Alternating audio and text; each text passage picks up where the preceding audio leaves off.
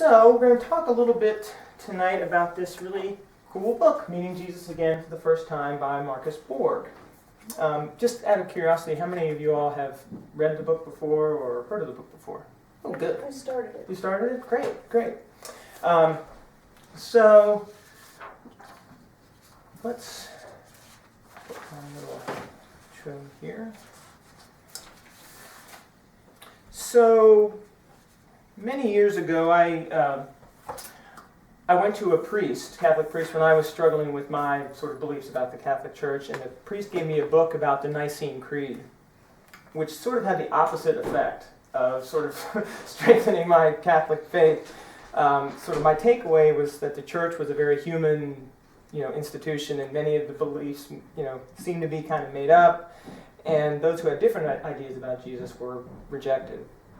So then I talked to my wife's uncle, who is also a Catholic priest, and he introduced me to biblical literary criticism of scholars such as John Dominic Crossan, who wrote a book called The Historical Jesus, John Meyer wrote a book called The Marginal Jew, and Marcus Borg.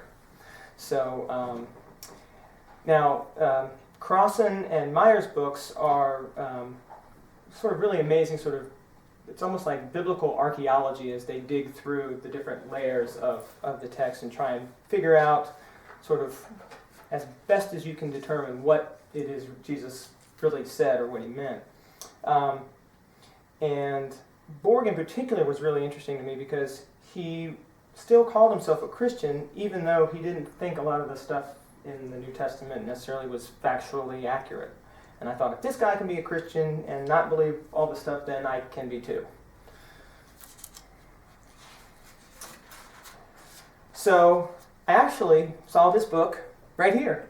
It was sitting here, and I thought, oh, there's Marcus Borg. I need to read this book because he's really cool. So just a little introduction about Marcus Borg.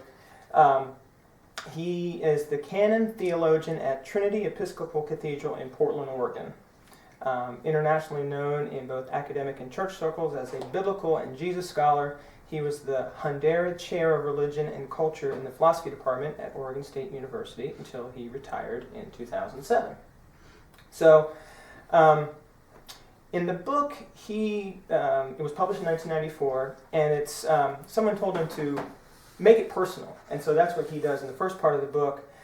He relates a sort of personal journey of belief from sort of the pre-critical naivete of childhood, sort of his questioning during adolescence, coming to believe that sort of God was sort of out there, is how it came to him in his mind, through sort of being in college and sort of becoming more like an agnostic, and then going into the seminary where he was learning about biblical scholarship and almost became an atheist, really, because he was just questioning everything that he thought he knew. So he came to learn that the Gospels, quote, are neither divine documents nor straightforward historical records, but rather they represented the developing traditions of the early Christian movement, written in the last third of the first century. And I'll pass this out later, but this little chart, and many of you probably already know about this. Look at it later. It's from this book, The Five Gospels, and it sort of lays out sort of when they think certain parts of the Gospels were written. It sort of lays out the layers, Jesus' work, and then Paul's letters, and then Mark, and sort of charts out how things kind of developed. And Borg himself is one of the people that sort of worked on this book, The Five Gospels, in which Thomas is included as one of the Gospels, where he and the group called the Jesus Seminar tried to, again, sort of figure out what the real words of Jesus were. And so for Borg, he started to see religions as cultural products. He says, quote, the notion that we made it all up was somewhat alarming, but also increasingly compelling, which really kind of resonates with me. So in his mid-30s, he had some mystical experiences in nature and began to see God not only as up in heaven, but also sort of in everything, which ties right in with what Jamie had talked about when he talked about Borg last time, with that sort of panentheism word, as he said, God not only out there, but in everything also. And so when it came time for Borg to write the book, he sort of settled on focusing on what he called the pre-Easter Jesus, sort of the figure of history, and the post-Easter Jesus, the Jesus of Christian tradition and experience. So for Borg, the central issue of Christian life is not about believing in God, or believing in the Bible, or believing in the Christian tradition. Rather, the Christian life is about entering into a relationship with that to which the Christian tradition points, which may be spoken of God, the risen living Christ, or the Spirit. And a Christian is one, in his mind, who lives out his or her relationship with God within the framework of that Christian tradition. So, for example, what Borg tries to do in the book is sort of take a lot of the scholarship that had gone into a book like this, trying to figure out what Jesus actually said, which is, some of you may be familiar with Bibles where they show Jesus' words in red, sort of. So this is sort of the red, pink, gray, black version. So the red are things that they think he probably said. So let's see, it says, the red letters are, Jesus undoubtedly said this or something very like it. The pink is, Jesus probably said something like this. The gray is, Jesus did not say this, but the ideas contained in it are close to his own. And black is, Jesus did not say this, it represents the perspective or content of a later or different tradition. And so, interestingly, sort of the Jesus Seminar, for those of you who don't know, they basically kind of voted on the different sayings of Jesus, and that's how they came upon this particular version of deciding what Jesus said or didn't say. So I sort of incorporated that in the handout there. So the opening words, I think, were pink words. The thing we'll do later are red also, so it sort of goes along with how they map things out in the book here. So for example, for Borg, and most mainstream scholars agree, for example, that the birth stories are not historical. And really, probably there's not really historically accurate stories until about age 30. So that's sort of mainstream scholars seem to know this, but that's not necessarily the view of the general public. But they sort of learn these tricks in seminary, I guess, that maybe a lot of other people don't know. And that's, I think he felt a little bit odd, like he had this special knowledge necessarily, and I think it made him a little bit uncomfortable. Mm. So what I'd like this to try to do is to do a little visioning exercise. So in a way to try and meet Jesus again for the first time, again, if you could maybe get comfortable in your seats, just relax. Take a few deep breaths. Just close your eyes. And try and open your mind to a new experience.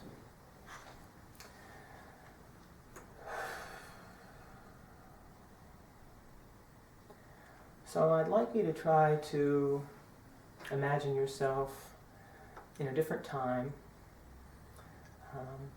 sometime around the year 30, near Jerusalem. And you're walking along a dirt road by yourself. Your sandals that you're wearing are wearing a little thin, and your left heel is getting a little raw, but you're still going along your way. Then a group of people from Jerusalem join you on the road.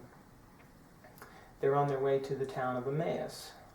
And you hear them talking about a person called Jesus who had just been crucified a few days ago. And you ask them what this person Jesus was like. One person says, the thing I really liked about him was that he wasn't focusing on himself. He was always pointing to God. Some people thought that he was the Messiah, but Jesus didn't talk about himself like that. He talked about loving God and loving others. Yeah, I like that too. Some prophets talk about the world coming to an end, but Jesus didn't. He talked about the kingdom of God, not as some supernatural world-ending event, but as bringing the kingdom of God to earth by living well while we're here. Yeah, I agree. The impression of Jesus, my impression with Jesus, was that he seemed to have a special connection to a reality beyond the tangible world. It was almost like he was able to kind of get in touch with God or Spirit somehow, and then he tried to explain to people how God wants us to live. Well, what always got me was the way he spoke, the way he would use parables and short sayings to teach us about his understanding of an alternative vision of God. The story of the Good Samaritan really made an impression on me. Several people were supposed to be upstanding, religious people, who passed a person who was half dead, but it was the Samaritan who stopped to help. And Jesus said it was that Samaritan who was considered an impure or unclean person who really understood how to be compassionate. Exactly. Jesus wanted to break down those boundaries. The most compelling part of his message to me was when he said, "Be compassionate as God is compassionate." He really attacked the whole purity system we live in with its sharp social boundaries between those clean and unclean. Jesus didn't think people should be divided that way. He wanted to reshape society and get away from the politics of purity and move to the politics of compassion. He ate and socialized with society's outcasts. He dined with tax collectors. He spoke to the poor and the sick. Some people claimed he could heal people. He even allowed women like me to join with him. But when he went after the political and economic system of the religious elites at the temple, I think he really upset the authorities, and that's why he was killed. I think Judaism needed a wake-up call, and I think Jesus was right on. Even though he's dead, here we are still talking about him. I wonder if what he said will die with him, or if people will remember what he stood for. I, for one, would like for our religion to be more like what Jesus was talking about.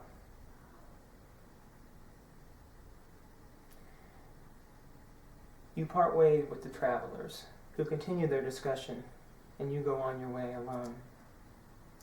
For the next minute, as you walk, reflect on the conversation you just heard.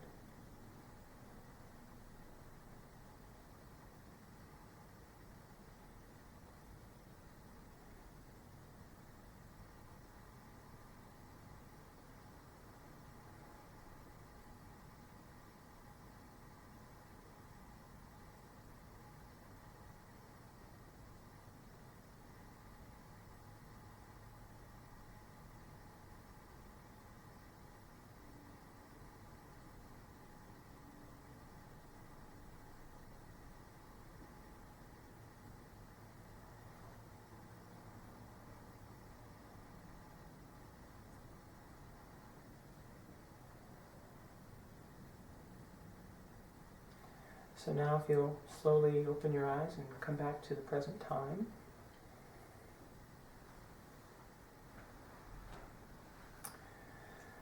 So what the travelers had to say is basically what Borg posits the pre-Easter Jesus was, based on biblical scholarship. And Borg sees the New Testament as a story of discipleship, meaning journeying with Jesus, being on the road with him from conventional wisdom to alternative wisdom, listening to his teachings, sometimes understanding them, sometimes not getting them, perhaps even denying or betraying them, being inclusive, being in a community that remembers and celebrates Jesus, and ultimately being compassionate. For Borg, belief in Jesus is not about believing in doctrines, but being in relationship with the Spirit of Christ. Quote, Jesus is not simply a figure from the past, but a figure of the present. Unquote. Maybe in this way, we can meet Jesus again for the first time.